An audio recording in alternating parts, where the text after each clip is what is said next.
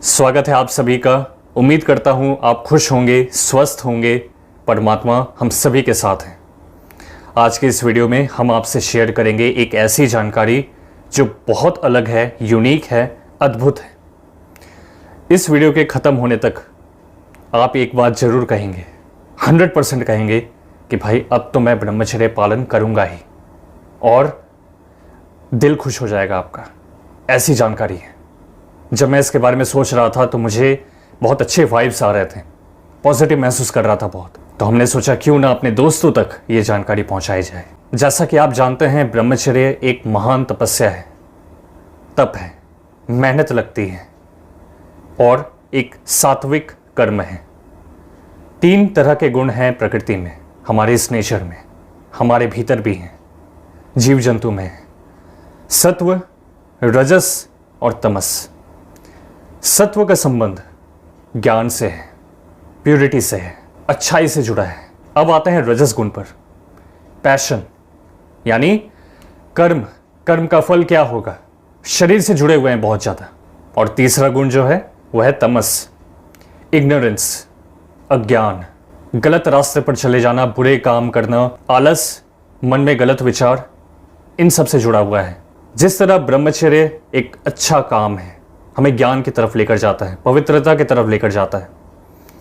अगर हम स्पष्ट हैं इसको लेकर कि हाँ हमें ब्रह्मचर्य का पालन करना है, और बिना किसी फल की चिंता किए अगर हम ब्रह्मचर्य का पालन करते हैं और बाकी सब कुछ परमात्मा पर छोड़ देते हैं, यानी अगर हम ब्रह्मचर्य का पालन कर रहे हैं तो वो भी परमात्मा के द्वारा ही, और इसके बदले में हमें कुछ भी नहीं चाहिए, कुछ नहीं चाहिए, तो ये हो गया एकदम सात्विक कर्म, जहां आप मुक्त हो सकते हैं।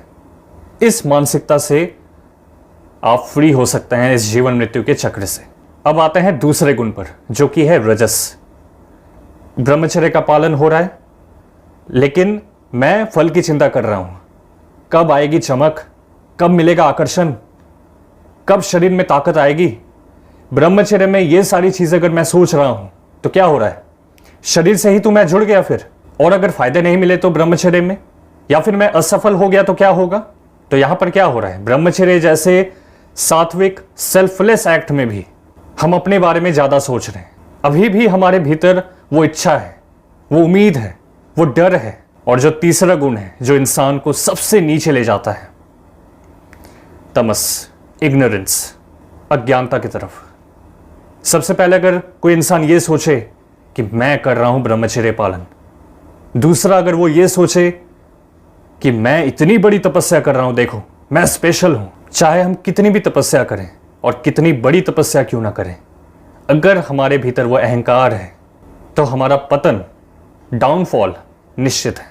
यहां स्थिति कुछ वैसी हो जाती है जैसे रावण की है। और अगर हम ऐसा भी सोचें कि अब तो मैं ब्रह्मचर्य पालन कर रहा हूं, मैं बलवान बन रहा हूं, अब मैं अपने से कमजोर लोगों को दबाऊंगा, या अगर कोई इंसान ऐसा सोचे कि अब मैं ब्रह्मचर्य पालन कर रहा हूं, अब तो मेरे पास बहुत सारी लड़कियां आएंगी, तब समझ लें इस इंसान का भी ठीक इसी तरह पतन हो जाएगा। सात्विक विचार, सात्विक कर्म, सात्विक भोजन, सात्विक ज्ञान, यानी जो भी प्योर है, पवित्र है, जितना आप ग्रहण करेंगे आप मुक्ति के पास होंगे।